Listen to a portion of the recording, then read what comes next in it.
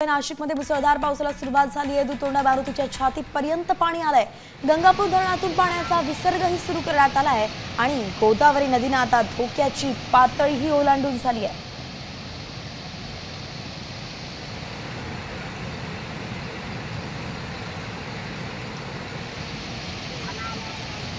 याच परिस्थितीचा आढावा घेतलाय आपले प्रतिनिधी अभिजित सोनावणेंनी। जाणून घेऊयात सध्याची स्थिती आहे। अभिजित, आपण ही दृश्य बघतोय, धडकी भरवणारी दृश्य आहेत, मात्र आता सध्याची ताजी अपडेट काय?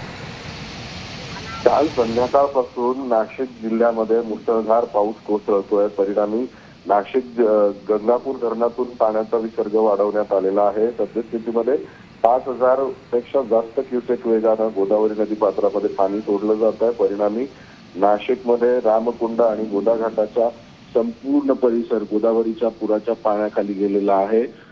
पुराचं इंडिकेटर समजल्या जाणाऱ्या दुतोंड्या मारुतीच्या छातीपर्यंत गोदावरीच्या पुराचं पाणी आलेलं आहे।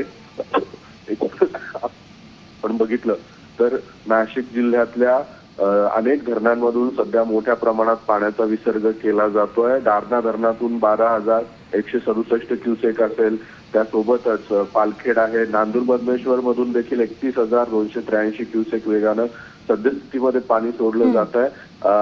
नाशिकला पावसाचा रेड अलर्ट देण्यात आलेला आहे, त्यामुळे पावसाचा जोर आणखी वाढला तर या धरणांमधून करण्यात येणारा पाणी। धन्यवाद अभिजित, अगदी सविस्तर अपडेट आपण दिली आहे। ही दृश्यता आपण पाहू शकतो, धोका पातळी गोदावरीनं ओलांडली आहे आणि त्यानंतर आता सगळ्यांना सतर्क राहण्याच्या सूचना आहेत। आता isakal.com आहे देशातील नंबर 1 ची मराठी न्यूज वेबसाईट। प्रत्येक अपडेटसाठी isakal.com ला नक्की भेट द्या।